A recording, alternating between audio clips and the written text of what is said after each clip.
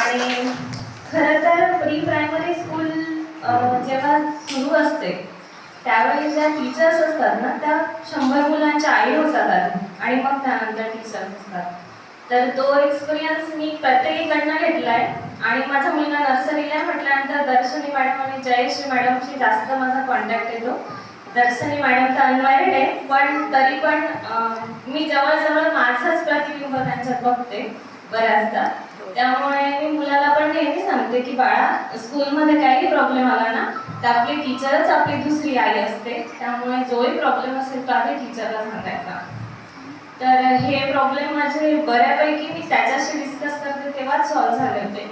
आणि तरी पण काहीतरी राहून जातं. तर टीचर मला प्रत्येक वेळेस जेव्हाही मी थांबलेली असते तेव्हा प्रत्येक वेळेस कोऑपरेट करतात. मी कॉल करते तेव्हाही कोऑपरेट करतात. माझा फक्त मेन प्रॉब्लेम हा होता, मी प्ले ग्रुपला मुलाला शाळेत घातलं नाही, कारण प्रत्येक शाळेचा वेळ 8:30चाच होता. अगदी त्याला झोपेतून उठवून त्याची झोप मोड करून मग मला त्याला शाळेत घालावं लागायचं.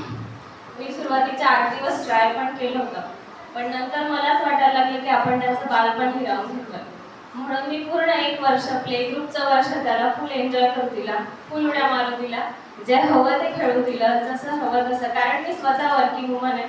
मी माझ्या मुलाला पूर्ण वेळ नाही देऊ शकत, पूर्ण 24 तास नाही देऊ शकत. त्यामुळे मी विचार आवाज नाही येते.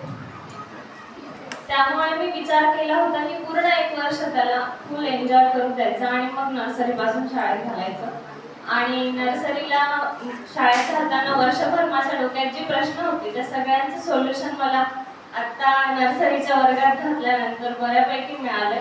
फक्त माझी रिक्वेस्ट एवढीच होती सर, जसं शासनाने म्हटलं की 2री पर्यंतच्या मुलांची शाळा 9 वाजेपासून असावी.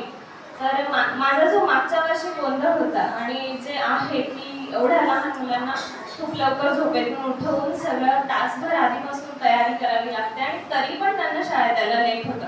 कारण मुलांचे सकाळी टाइमटेबल्स असतात, कुणाचा मूड नसतो, कुणाचा कधी खूप छान मूड असतो. त्याच्यामुळे असे प्रॉब्लेम्स प्रत्येकालाच फेस करावे लागत असतात. कुणीच वेळेत येत नसेल माझ्या माहितीनुसार, कारण आम्हालाही नेहमी लेट होतंय सध्या.